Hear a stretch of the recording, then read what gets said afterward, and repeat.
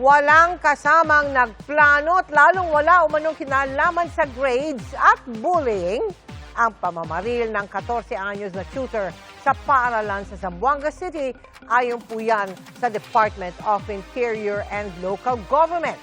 Ang tingin ng kalihim nito, talagang naimpluwensyahan lang ng kanyang mga nilalaro ang tutor. Nakatutok si John Consulta.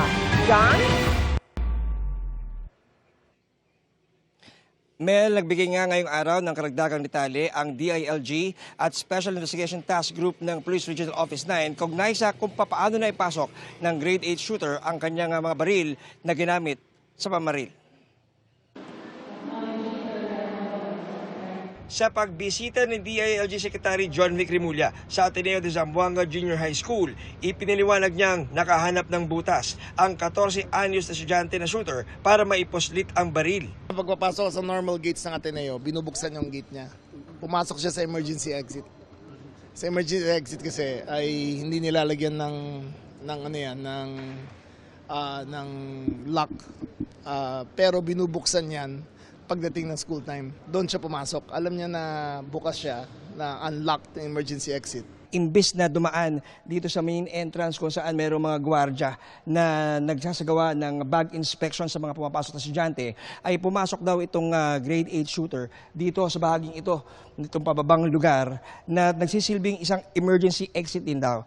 At ayon pa sa investigasyon ng mga otoridad, ay nagkaroon ng pagkakataon na dumaan itong suspect sa mga rampa na ginawa para sa mga PWD, at nang siya ay umabot na doon sa pinaka 4th floor, doon na siya nagsimula sa kanyang pamamaril. Ayon kay Remulla, walang problema sa grades ang 14 anyos na shooter. Ang pamamaril, wala rin daw kinalaman sa bullying at walang kaaway ng kaklase o faculty. Base sa investigasyon ng PNP, wala siyang kasamang nagplano at hindi rin sila magkakilala ng 15 anyos na nasawi. He planned, executed, and willfully did everything on his own. There was no conspiracy behind it. There was no active group that planned it with him. There was no family influence that made him do the unthinkable. Sabi ni Remulla, wala silang nakitang kakaiba sa social media apps ng shooter. Chinek namin yung social media apps niya. Wala siyang conversation out of the ordinary. It was all in his head, and that's why we believe that it was influenced by the games that he played. Sabi ni Remulla, kabilang sa kailangang pag-aralan ang pagbaban sa violenteng video games. Whether the country should ban these apps, these first-person shooter games, which desensitizes young men and women to thinking that violence is normal. Kung titignan niyo yung nangyari sa shooting, halos pareho ang itsura niya, video game eh. Nung una ko nakita akala ko video game eh. Kasi talagang pinakita niya yung firearms na visible.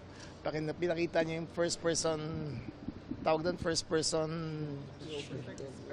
perspective. We are pushing for the total ban on Roblox. Ang Roblox lang kasi ang particular na meron siyang link sa dark web.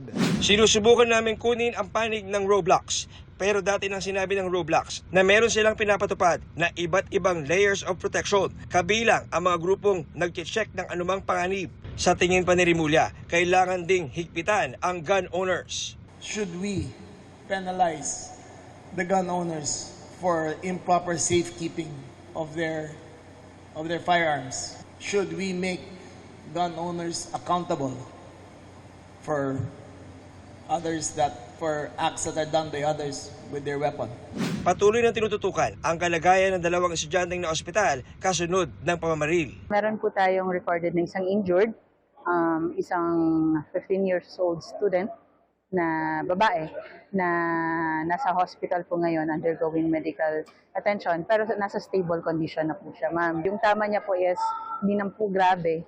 Nadaplisan po ng bala sa may likod siguro habang tumatakbo yung. Meron rin tayong isa, ma'am, na registered, grade 10 din po, ma'am, pero hindi naman po siya nasugatan.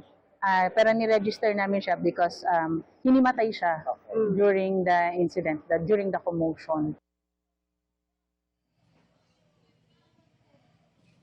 Sa ngayon, Mel, ay patuloy yung pag-usad ng pagkasagawa ng digital forensic examination ng mga eksperto ng PNP sa mga gadgets nitong grade 8 shooter para nga masuri ang mga digital footprints ng kanyang aktibidad online. Yan ang latest mula sa Zamboanga City.